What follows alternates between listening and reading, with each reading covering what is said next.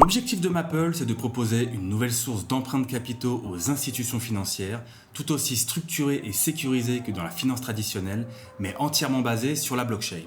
Le projet se positionne comme une alternative aux méthodes de financement conventionnelles, avec la promesse d'une plus grande transparence et des processus d'obtention de crédit plus rapides et moins coûteux. Finalement, la promesse ressemble à celle de la plupart des protocoles de la finance décentralisée, mais avec un focus institutionnel. En fait, là où Maple se distingue de ses concurrents, c'est qu'ils sont en mesure de fournir aux entreprises des prêts sous-collatéralisés.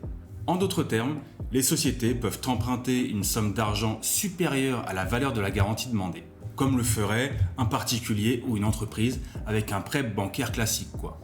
Quand la banque elle vous prête 100 000 euros, elle ne vous impose pas d'avoir cette somme sur votre compte en banque. Elle vous demande par exemple de détenir 10 000 euros et de toucher des salaires réguliers. Alors si ça existe déjà dans le milieu bancaire classique, pourquoi les prêts sous-collatéralisés, c'est révolutionnaire dans la finance décentralisée? Eh bien parce que dans la DeFi classique, ce genre de prêt, c'est tout simplement beaucoup trop risqué pour le prêteur. Si on vous prête 100 000 euros et que vous ne les remboursez pas, eh bien personne ne viendra sonner à votre porte pour les réclamer. Alors que dans le cas d'un prêt avec votre banquier, l'institution bancaire a tout un arsenal à sa disposition pour récupérer l'argent. Ça va commencer par des frais et des pénalités suite au retard de remboursement, et dans le pire des cas, ils auront recours à la justice qui saisira vos biens et les vendra pour rembourser la banque. C'est donc en partie grâce à ce cadre légal qu'une banque peut adresser un prêt de 100 000 euros en échange d'une faible contrepartie. Mais comme ce cadre légal, c'est pas du tout le même dans la DeFi, alors les protocoles comme Aave ou Compound, ils ne peuvent fournir que des prêts surcollatéralisés. Vous placez 100 000 euros d'une crypto en garantie pour récupérer 80 000 euros de stablecoin par exemple. Dans cet exemple, on dit que la LTV, le ratio de collatéralisation, il est de 80%. Vous déposez en garantie 20% de plus que ce que vous pouvez emprunter. Si la valeur de votre collatéral diminue parce que la crypto mise en garantie, elle se déprécie, ou alors que vous décidez tout simplement de ne pas rembourser le prêt, eh bien le protocole est dans la capacité de se rembourser en vendant votre crypto bloquée dans le smart contract. À première vue, cette stratégie paraît un peu débile. Pourquoi j'emprunterais moins que ce que je possède déjà? Mais en fait, pas du tout. Vous vous doutez bien que si ça existe, c'est parce qu'il y a un intérêt. Bon d'accord, mon argument il est peut-être pas universel. Imaginons une société de minage de Bitcoin qui détient 100 BTC. Les coûts opérationnels mensuels de l'entreprise s'élèvent à 350 000 $. Au lieu de vendre 5 BTC au prix actuel de 70 000 $ par BTC pour couvrir ses frais, l'entreprise décide d'utiliser 12 BTC comme collatéral sur Aave avec une LTV de 80% pour obtenir un prêt équivalent à 700 000 $ en stablecoin avec un taux d'intérêt compétitif. Les 700 000 $ couvrent les coûts opérationnels pour 2 mois, tout en permettant à l'entreprise de conserver ses BTC. Si le prix du BTC y prend de la valeur pendant ces 2 mois, la société elle bénéficie non seulement de l'appréciation de ses actifs, mais aussi de la capacité à rembourser le prêt avec une portion plus petite de Bitcoin en raison de l'appréciation de la valeur. Alors concrètement, si le BTC pump de 50%, alors les 12 BTC en collatéral ne valent plus 850 000 $, mais 1 260 000 $. La société revend pour 700 000 $ de BTC afin de rembourser le prêt, c'est-à-dire 6,6 BTC, et elle récupère la différence, c'est-à-dire 5,4 BTC, donc 560 000 $. Alors dans ce cas précis, c'est génial, mais l'intérêt est quand même assez limité. Du coup, si on revient au prêt sous-collatéralisé de Maple, on peut se demander comment est-ce que le protocole Maple, qui n'est pas une banque, parvient-il à adresser des prêts sous-collatéralisés de plusieurs millions d'euros sur la blockchain à destination des institutions financières? En surface, le fonctionnement de Maple est tout à fait classique, c'est-à-dire que nous avons des prêteurs qui vont déposer de la liquidité dans un pool de financement. Si vous ne savez pas ce que c'est qu'un pool, je vous renvoie vers la vidéo sur Centrifuge. En un mot simple, un pool, c'est une cagnotte. En échange du dépôt d'argent dans le pool, les investisseurs reçoivent un LP token. Ce token fonctionne comme une preuve de participation et donne droit à un pourcentage de rendement qui est généré par le pool. Les LP tokens peuvent être achetés à tout moment pour retirer la part proportionnelle de l'investissement dans le pool. Pour participer au pool de prêt, vous n'avez pas besoin du jeton MPL, mais de stablecoin et plus généralement de l'USDC. Jusqu'à présent, 3 acteurs sont impliqués. Il y a Maple, les investisseurs et l'emprunteur. Mais c'est le 4e acteur, qui s'appelle les délégués de pool, qui va débloquer la fonctionnalité de prêt sous-collatéralisé. Ce sont les délégués qui ajoutent la couche de structuration et de sécurité indispensable à ce type de prêt. Alors que Maple, lui, fournit l'infrastructure mettant en relation prêteur et emprunteur, les délégués vont jouer le rôle de barrière à l'entrée en filtrant rigoureusement les sociétés qui candidatent afin de réduire au maximum le risque de défaut de paiement dans le remboursement des prêts. D'ailleurs, les investisseurs aussi, ils sont filtrés, parce que sur Maple n'est pas fournisseur de liquidité qui veut. Les tickets d'entrée sont de 100 000 € minimum, et pour la majorité des pools, ils doivent faire patte blanche en fournissant des documents d'identité pour remplir le KYC, et ils doivent aussi faire vérifier les adresses de leur wallet par un logiciel AML pour lutter contre le blanchiment d'argent. Chaque pool est géré par un seul et unique délégué de pool. En fait, ce qu'il faut savoir, c'est que ce délégué, c'est une entreprise, ce sont des professionnels de la finance qui utilisent eux aussi Maple pour gagner de l'argent. Les délégués du pool, ce sont par exemple des fonds et des professionnels financiers qui possèdent une expertise en matière de crédit dans un secteur vertical spécifique. Ces professionnels, ils détiennent un carnet d'adresses et ils vont attirer des investisseurs du monde entier à prêter de l'argent sur Maple pour fournir des liquidités à un réseau d'emprunteurs très haut de gamme. Les investisseurs et les emprunteurs payent des frais qui sont partagés entre Maple, qui est donc rémunéré en tant que fournisseur d'infrastructures, et puis aussi les délégués de pool, qui sont rémunérés en tant que gestionnaires rigoureux. Et plus les délégués ont de capitaux sous gestion, ce qu'on appelle AUM, plus ils gagnent de l'argent avec les frais générés. Il faut bien comprendre le fait que ce sont les délégués de pool qui portent toute la responsabilité des prêts dans les pools sous-collatéralisés. Jusqu'ici, vous devez vous demander quel est le rapport entre Maple et le narratif RWA, parce qu'on ne parle que de DeFi classique pour le moment. Mais je vous explique tout ça dans la seconde partie. Donc ils font quoi de leur journée concrètement, ces délégués ? Eh bien, ils font des vérifications approfondies sur les entreprises qui empruntent, ils examinent la réputation, ils étudient les états financiers et les performances d'un emprunteur pour évaluer quelles seront les conditions du futur prêt. Après, si l'analyse des bilans est bonne, ils vont négocier avec les emprunteurs les modalités des prêts, le taux d'intérêt et le montant de la garantie. Parce que oui, il y a quand même une garantie, c'est le principe de sous-collatéraliser, il y a tout de même une petite mise initiale de l'emprunteur. Du coup, si tout est OK des deux côtés, alors les délégués de pool, ils vont aller chercher à financer les prêts. Donc ils vont présenter la stratégie d'investissement aux investisseurs, et à ce niveau-là, chaque délégué est libre quant au niveau de détail et de transparence du document de présentation. Pour finir, dans les rôles du délégué, ce sont eux qui, en cas de défaut de paiement, ils vont aller liquider du coup les actifs qui sont sous garantie. Et là on peut se dire oui, mais et si les délégués de pool, ils font entrer des entreprises qui sont des potes à eux sur le protocole et qu'ils les laissent lever de l'argent alors qu'en fait ce sont des billes et qu'ils ne vont jamais pouvoir rembourser leurs prêts, et ben tous les investisseurs vont se faire avoir, etc. etc. Et bien il faut savoir que non, parce que le projet a mis en place un système pour verrouiller tout ça. Et si vous avez regardé la vidéo sur Centrifuge, vous savez peut-être de quoi je vais parler. Alors déjà, premièrement, en fait, les délégués du pool sont les seuls fournisseurs du capital de première perte. Le capital de première perte, c'est quoi ? Eh bien, ça représente le premier niveau de perte financière qu'un délégué de pool absorbe avant que les pertes n'affectent les prêteurs/investisseurs. Si l'emprunteur ne rembourse pas les mensualités du prêt, eh bien, c'est le capital de première perte qui est affecté. Du coup, ça correspond à peu de choses près aux tranches juniors chez Centrifuge. Donc, je vous invite à y jeter un petit coup d'œil. Ce montant du capital de première perte, il est déterminé dans le cadre de négociations entre les délégués de pool et l'équipe de Maple et il sera réévalué à mesure que la taille du pool, elle augmente. Les délégués disposent d'un plafond de liquidation par défaut. Ce taux est un pourcentage du capital total de première perte fourni. Ça signifie que même en cas de défaut de paiement, seule une partie prédéfinie du capital de premier risque sera utilisée pour couvrir les pertes, ce qui protège les délégués de pool contre des pertes excessives tout en fournissant une certaine sécurité aux prêteurs. Et si c'est pas très clair, je vous rassure, un exemple concret arrive. Il y a un deuxième levier pour protéger le capital des investisseurs. Si un délégué du pool dispose de moins de capital de première perte que nécessaire, il ne sera pas en mesure de financer de nouveaux prêts et tout ce qui lui est dû sera acheminé au prêteur. C'est ce qu'on appelle la redirection des paiements.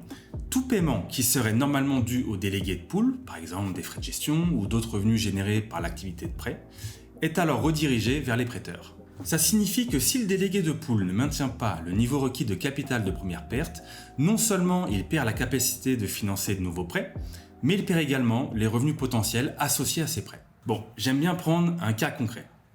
Prenons l'exemple d'un pool de prêt géré par un délégué de pool qui a constitué un fonds de 100 000 $. De cette somme, 10 000 $ sont spécifiquement alloués comme capital de première perte. Imaginons qu'un prêt de 50 000 $ soit octroyé à une entreprise, mais que cette dernière ne parvienne pas à rembourser, menant à un défaut de paiement. Le délégué de pool interviendra en utilisant le capital de première perte pour couvrir les pertes jusqu'à 10 000 $. Cependant, ce délégué dispose également d'un plafond de liquidation par défaut et qui a été fixé en accord avec Maple, disons fixé à 5%, donc c'est 5% du capital total de première perte fourni pour cet exemple. Ça signifie que pour chaque défaut, le montant maximum que le délégué peut utiliser pour couvrir les pertes est limité à 500 $, donc c'est 5% de 10 000 $. Si le total des pertes excède les 10 000 $ de capital de première perte, ou si plusieurs défauts surviennent et que le total des montants utilisés atteint le plafond de liquidation par défaut, les pertes supplémentaires sont réparties parmi les prêteurs selon les accords du fonds. Cela va créer une incitation forte pour le délégué de pool à exercer une diligence rigoureuse lors de l'évaluation des emprunteurs et à gérer prudemment le risque car il est directement exposé aux premières pertes en cas de défaut de prêt. Les pools ont une capacité maximum d'emprunt mais c'est flexible. Le délégué contrôle la capacité du pool dont le but est d'équilibrer le montant des actifs entrant dans le pool avec la demande de prêt des emprunteurs. Si le montant qu'une entreprise souhaite emprunter dépasse la capacité du pool, elle peut contacter les délégués directement sur le tableau de bord de la plateforme web de Maple pour demander une augmentation de capacité. D'ailleurs, parlons-en de ces prêts parce qu'il en existe de différentes natures avec chacun leurs avantages et leurs inconvénients. Les institutions financières ont le choix entre les prêts à terme ouvert ou les prêts à terme fixe. Ce sont des notions déjà bien familières des institutions, puisque ce sont les mêmes qu'on retrouve lorsqu'on fait des prêts à la banque ou chez une société de crédit. Les prêts à terme ouvert offrent une certaine flexibilité tant pour les délégués, donc les gestionnaires de fonds de prêt, que pour les emprunteurs parce qu'il n'y a pas de date de maturité explicite lors de leur émission. Le délégué peut demander le remboursement du prêt à tout moment. Ça permet de gérer efficacement la liquidité du fonds et de répondre rapidement aux demandes de retrait des prêteurs en évitant ainsi des files d'attente longues pour les retraits. De leur côté, les emprunteurs peuvent rembourser le prêt avant terme sans pénalité. Les prêts à terme fixe, quant à eux, sont des prêts qui ont une date d'échéance convenue dès la création du prêt, par exemple ça peut être 180 jours. Contrairement aux prêts à terme ouvert, les prêts à terme fixe ne peuvent pas être appelés pour remboursement anticipé par le délégué car ils ont des dates de fin spécifiées. Imaginons une start-up dans le secteur de la tech, Innovatech, qui développe des solutions blockchain innovantes. Innovatech a récemment décroché un gros contrat et a besoin de fonds supplémentaires pour embaucher rapidement du personnel et acheter des équipements. Le problème, c'est que le paiement du contrat ne sera effectué qu'à la livraison du projet d'ici quelques mois. Innovatech opte pour un prêt à terme ouvert sur Maple. Cette option leur permet de disposer immédiatement du capital nécessaire sans s'engager sur une date de remboursement précise, leur offrant une grande souplesse dans la gestion de leur trésorerie. Si le projet se déroule plus vite que prévu, Innovatech peut rembourser le prêt plus tôt sans encourir de pénalité ou alors, si besoin, conserver le prêt jusqu'à réception du paiement du contrat. L'avantage pour Innovatech, il est double. Non seulement l'entreprise peut saisir une opportunité commerciale sans attendre, mais elle peut aussi ajuster son remboursement en fonction de sa situation financière sans craindre les frais de remboursement anticipés. Prenons l'exemple d'une entreprise de production d'énergie renouvelable, EcoPower, planifiant d'installer un nouveau parc éolien. Le projet est bien défini, avec un budget estimé et un calendrier de mise en œuvre qui s'étend sur 18 mois. EcoPower a besoin d'un financement stable qui correspond à la durée de son projet. L'entreprise se tourne alors vers un prêt à terme fixe sur Maple, choisissant un prêt de 180 jours, renouvelable selon les phases du projet. Ce prêt leur offre la certitude financière nécessaire pour planifier l'exécution du projet sans se soucier des fluctuations de liquidité ou du risque de devoir rembourser le prêt plus tôt que prévu. La date de maturité fixe coïncide avec les étapes clés de leur calendrier de déploiement, assurant que les fonds seront utilisés de manière optimale tout au long du projet. Pour EcoPower, l'avantage réside dans la prévisibilité financière. L'entreprise sait exactement combien de temps elle dispose des fonds et elle peut planifier ses dépenses en conséquence, assurant une gestion financière rigoureuse du projet d'expansion. Les entreprises peuvent refinancer leurs prêts effectués sur Maple comme ils le feraient avec un prêt bancaire. Refinancer un prêt signifie restructurer ou renégocier les termes d'un prêt existant, généralement pour bénéficier de conditions plus avantageuses. Ça peut impliquer de modifier la durée du prêt, son montant, les taux d'intérêt, ou bien un peu de tout en même temps. Supposons qu'une entreprise a contracté un prêt à terme fixe de 100 000 $, à un taux d'intérêt de 10% avec une maturité de 12 mois. 6 mois plus tard, les taux d'intérêt du marché ont baissé, et l'entreprise a également réalisé qu'elle avait besoin de plus de temps pour rembourser le prêt. Elle peut alors négocier avec le délégué pour refinancer le prêt et obtenir peut-être un nouveau prêt de 100 000 $ à un taux de 8% sur 18 mois. Au final, le refinancement offre une voie pour les emprunteurs et les délégués pour ajuster les termes des prêts en réponse au changement des circonstances personnelles, financières ou du marché, optimisant ainsi les conditions financières pour les deux parties. Par contre, il n'est pas possible de convertir un prêt à terme ouvert en prêt à terme fixe ou vice-versa. Du côté investisseur, comment ça se déroule le retrait de leur capital? Eh bien, c'est tout simple. Toutes les demandes de retrait sont regroupées en cycles de retrait et traitées dans ce temps imparti. C'est ce qu'on appelle par exemple les époques qu'on a vues sur la vidéo de Centrifuge. Pendant chaque fenêtre de retrait, l'argent nécessaire pour satisfaire tous les retraits ayant lieu dans cette fenêtre seront verrouillés et ne seront pas à la disposition du délégué de pool pour financer de nouveaux prêts. Vous pouvez d'ailleurs trouver la durée des cycles et des fenêtres de retrait dans la description du pool concerné. Les investisseurs peuvent retirer leurs fonds à condition bien évidemment qu'il y ait les fonds nécessaires pour les rembourser.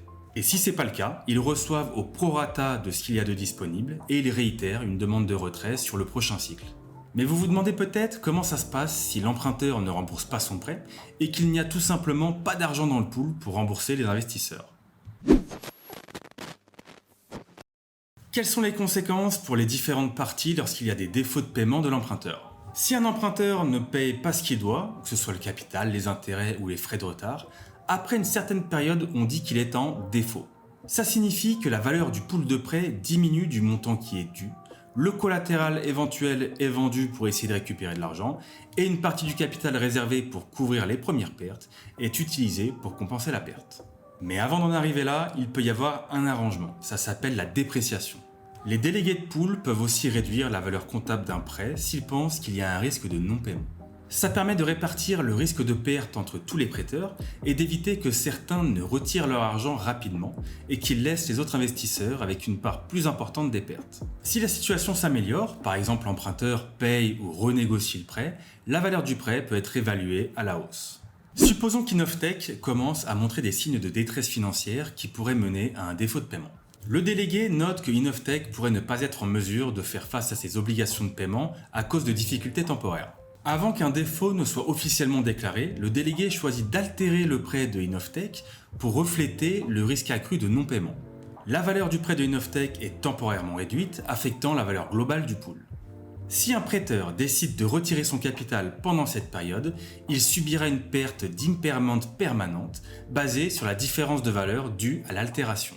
Si Innovatech parvient à régulariser sa situation financière et à rembourser, le prêt sera alors réévalué et la valeur du pool sera restaurée en fonction du remboursement effectué. Concrètement, Maple offre différentes solutions aux investisseurs pour générer des rendements. Chacune de ces solutions est caractérisée par un type de pool bien particulier. Au moment où je tourne la vidéo, on est en mars 2024 et on peut voir 4 structures différentes. Reprenez un café parce que je vais vous expliquer chacun de ces pools en détail. Toute la partie évoquée en début de vidéo, donc les prêts sous-collatéralisés du même genre qu'un prêt bancaire à destination des institutions, eh bien c'est la catégorie de pool appelée Corporate Credit. La société qui emprunte ici, c'est une entreprise bien connue dans le milieu des VC crypto, c'est Galaxy Digital. Ils ont déjà emprunté 3,5 millions de dollars pour développer leurs activités dans un précédent pool et désormais ils ont signé un nouveau contrat pour un prêt à terme ouvert allant jusqu'à 25 millions de dollars. La petite, voire la grosse particularité, c'est qu'il n'y a aucun collatéral en face. Ils ont réussi à obtenir ces conditions de prêt exceptionnelles grâce à la société mère, qui est Galaxy Digital Holding, qui s'est portée garante. Ça veut dire qu'en cas de défaut de paiement de la filiale, c'est eux qui vont rembourser les 25 millions. Le pool vise un rendement de 11% annuel, mais sans garantie de toucher quoi que ce soit. Actuellement, il y a 12,3% de rendement. Les frais de gestion de Maple équivalent à 1,5%, donc il reste environ 11% pour les investisseurs. Il faut compter 30 jours à partir de la date de retrait pour récupérer les fonds. Et dans ce pool, c'est Maple en direct qui joue le rôle de délégué. Ils ont mis en place une petite structure qui est dédiée à ça en interne. Ça mobilise tout de même une vingtaine de personnes. Le but de ce pool, c'est que les investisseurs puissent tirer parti des intérêts sans risque de la finance traditionnelle, mais en étant sur la blockchain. Maple a créé ce pool d'investissement RWA pour que les entreprises puissent être exposées au rendement des bons du trésor US, comme ils le feraient via un broker traditionnel, mais directement sur les blockchains Ethereum, Solana et Base. Un bon du trésor américain, c'est un titre de dette émis par le gouvernement des États-Unis. Il s'agit d'une manière pour le gouvernement de lever des fonds pour couvrir les dépenses publiques telles que les infrastructures, la défense et les programmes sociaux. Les bons du trésor sont considérés comme parmi les investissements les plus sûrs au monde car ils sont garantis par la solvabilité du gouvernement américain. Ils sont même considérés par certains comme exempts de risque de crédit car il est très improbable que le gouvernement américain fasse défaut sur ses dettes puisqu'il leur suffit de faire marcher la planche à billets. Les investisseurs qui achètent des bons du trésor, ils prêtent de l'argent au gouvernement en échange d'un taux d'intérêt fixe aux alentours de 4 à 5%. Le gouvernement rembourse alors ce qu'on appelle le principal, c'est le montant initial emprunté, à l'échéance du bon. Ce pool, c'est vraiment game changer pour les détenteurs de stablecoin et ça se voit dans les statistiques du pool puisqu'il y a eu plus de 1 milliard de dollars investis depuis sa création et plus de 10 millions de dollars actuellement en prêt. Ça plaît énormément aux investisseurs parce qu'ils n'ont qu'une seule chose à faire, c'est de placer leur stablecoin sur le protocole et après, ils ne touchent plus à rien. Tout est géré et structuré derrière par la branche de Maple qui fait encore une fois office de délégué. Les investisseurs perçoivent quasiment la totalité des rendements du bon du trésor. Il n'y a que 0,5% de frais sur les rendements des bons qui leur sont ponctionnés et qui partent aux deux entités qui permettent à ce pool de fonctionner, le délégué Maple puis Room40. Donc Room40 c'est quoi? C'est un hedge fund institutionnel crypto dont les équipes ont plusieurs décennies d'expérience dans le marché US traditionnel. Il reste donc environ 4,82% de rendement par an aux investisseurs. Grâce à la structuration professionnelle du pool, les investisseurs ont une visibilité complète et transparente sur ce qu'ils possèdent depuis l'interface web de Maple et surtout les entrées-sorties de capitaux sont faciles et rapides. Ils reçoivent leurs fonds entre 3 et 24 heures directement sur leur wallet. Le pool est vraiment conçu pour répondre aux profils de risque conservateurs et aux besoins quotidiens de liquidité des DAO, des trésoreries d'entreprises et des gestionnaires de fonds. Mais les investisseurs particuliers ayant fait patte blanche avec KYC et AML peuvent rentrer dans le pool également. Par contre, ce n'est pas du tout pour monsieur, madame, tout le monde. Comme je le disais, le dépôt minimum, c'est 100K. L'investissement dans ce genre de pool à faible rendement, ça leur permet de se protéger contre l'inflation à moindre risque, comme ils le feraient hors-chain, mais cette fois-ci avec des USDC et de gérer ce flux de trésorerie directement en crypto. Pour les plus curieux d'entre nous, voici comment toute cette symphonie on-chain et off-chain est structurée et comment elle arrive à donner confiance aux investisseurs fortunés. Et c'est là que c'est fort, parce que c'est la spécialité de Maple, tout le back-office est institutionnalisé. Les prêteurs mettent des USDC dans le pool et reçoivent un LP token en échange. C'est l'entité secondaire de Maple qui va agir en tant que délégué de pool et qui sera donc responsable de l'administration du pool. Le pool émet un prêt en USDC à une société désignée par Maple, appelée Room40, et qui va détenir le montant total dans son wallet. L'ensemble des fonds est transféré vers le compte Coinbase Prime de Room40. Coinbase Prime, c'est la version institutionnelle de Coinbase. C'est donc Coinbase qui va effectuer les conversions USDC vers USD, mais aussi qui va transférer les USD jusqu'au broker pour acheter les bons du trésor. Ces brokers, bien évidemment, ce ne sont pas n'importe qui, StoneX et JP Morgan, accrédités par la SEC et la FINRA, deux organismes qui réglementent et surveillent les marchés financiers afin de protéger les investisseurs et maintenir l'intégrité du marché. C'est grâce aux comptes sur ces deux brokers que Room40 exécute les trades et conserve les bons du trésor. Les investissements réalisés avec les fonds empruntés seront structurés de manière à ce que la maturité moyenne de l'ensemble du portefeuille soit toujours inférieure à 30 jours. Cela signifie que les investissements seront de très court terme pour garantir une liquidité élevée et une gestion efficace des flux de trésorerie. En tant que garde-fou, la fondation Maple, basée aux îles Caïmans, a un droit de regard sur les comptes détenant les actifs des pools et des autorisations particulières seront débloquées en cas de défaut. Ce pool, c'est un pool traditionnel de la DeFi parce que ce sont des prêts surcollatéralisés. Comme nous sommes sur Maple, je rappelle que c'est toujours à destination des entreprises et des institutions. La LTV est de 120% et la liquidation des actifs en garantie se situe aux alentours de 105%. Le collatéral est constitué uniquement de cryptos dits de qualité, genre BTC, ETH et STETH. Avec la montée actuelle du BTC et de l'Ether, le ratio de collatéralisation a atteint plus de 336% actuellement, donc autant dire que le risque de liquidation est presque nul. Comme toujours, les emprunteurs subissent un examen rigoureux, et si tous les feux sont au vert, alors ils peuvent demander des prêts à terme ouvert ou fixe d'une durée de 90 jours maximum. Côté investisseur, AML, KYC obligatoire, et les retraits se font sous une semaine. La target de rendement annuel, elle est de 9%. Grâce à ce pool, Maple a pour ambition de récupérer la part de marché des autres acteurs de la DeFi en se positionnant en tant que protocole plus sécurisé de par un meilleur risk management et des audits de smart contracts réguliers pour faire face au risque de hacking. Ils assurent également ne pas hypothéquer le collatéral vers une deuxième ou troisième activité de prêt qui leur rapporterait des rendements supplémentaires mais qui mettrait en danger tous les actifs.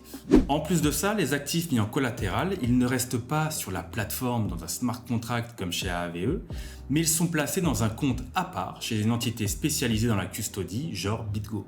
Contrairement à un blocage classique du collatéral dans un smart contract, le prestataire agréé conserve les actifs en cold storage, genre Ledger par exemple, jusqu'à ce qu'une liquidation ait lieu.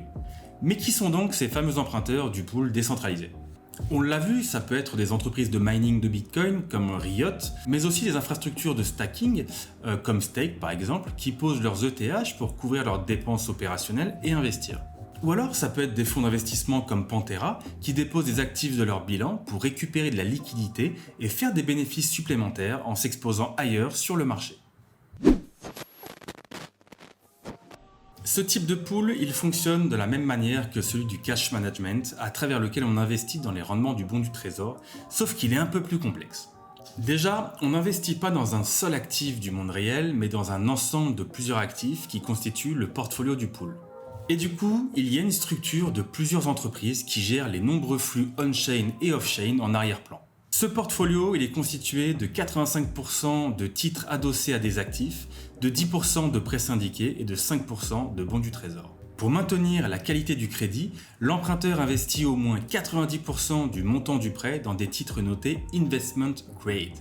Alors ce terme en fait c'est une expression utilisée pour décrire des titres financiers qui sont considérés comme ayant une qualité de crédit relativement élevée et donc moins risquée. En règle générale, les investisseurs institutionnels et les fonds, ils préfèrent investir dans des titres notés Investment Grade car ils offrent une probabilité plus faible de défaut de paiement. Le dépôt minimum est de 100K comme d'habitude et les retraits peuvent se faire tous les quinzaines de jours du jeudi 9h au samedi 9h. En gros, les fonds du prêteur seront bloqués pour une durée de 14 à 28 jours en fonction de la demande de retrait. Rentrons dès maintenant dans les rouages du système.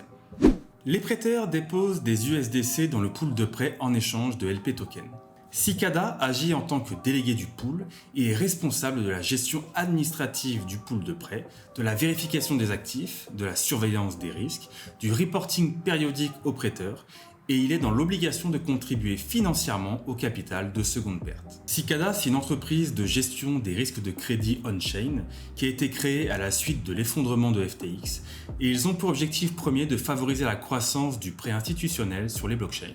Pour leur service, ils perçoivent 0,35% de frais sur les rendements générés. Le pool de prêt émet un prêt USDC au wallet de l'emprunteur, la SPV Osprey. Alors le SPV, c'est un véhicule autonome, une société qui permet de séparer l'activité initiale de l'emprunteur de celle de l'activité du pool et ça permet de protéger les investisseurs en cas de faillite de l'entreprise. Les fonds sont immédiatement envoyés sur un compte de l'emprunteur appelé On-Off Ramp Account. Le terme On-Off Ramp Account fait référence à un compte utilisé pour convertir des actifs numériques en monnaie fiduciaire et vice-versa, afin de permettre leur transfert entre le monde numérique de la blockchain et le monde traditionnel, c'est-à-dire les systèmes financiers classiques. Comme tout à l'heure, le compte qui se charge de convertir les USDC en USD, c'est sur Coinbase. C'est eux qui vont transmettre les fonds au deuxième gestionnaire appelé Monetalis. Monetalis définit la stratégie d'investissement et le cadre de risque. Il gère le portefeuille hors-chain et contribue également au capital de seconde perte. Monetalis propose des services de conseil et des solutions pratiques pour connecter la finance traditionnelle et la finance décentralisée. Ils ont joué un rôle clé dans le développement de mastodontes comme MakerDAO et Coinbase Custody. Ils perçoivent 0,5% de frais pour leurs services.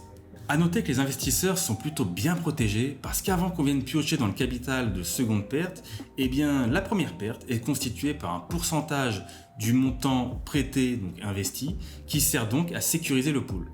Ce pourcentage est calculé par une agence de notation tierce et c'est une estimation qui utilise des modèles mathématiques complexes qui prennent en compte divers facteurs tels que la volatilité des actifs, les conditions de marché, les tendances historiques et d'autres variables pertinentes. Monetalyz s'engage alors des courtiers et exécute des transactions pour générer les bénéfices retransmis au pool. Voilà, j'espère que cette vidéo vous a plu. Surtout, je vous invite à me partager vos avis sur ce type de contenu qui va en profondeur sur les mécanismes de fonctionnement des projets crypto. Est-ce que vous avez des idées pour que j'améliore le format par exemple? Dites-le moi en commentaire, ça pourrait m'aider à vous partager du meilleur contenu. Et puis, si vous avez d'autres projets RWA à me suggérer, je suis preneur, car je souhaite vraiment faire un focus dessus. Sur ce, je vous dis à bientôt pour une nouvelle vidéo.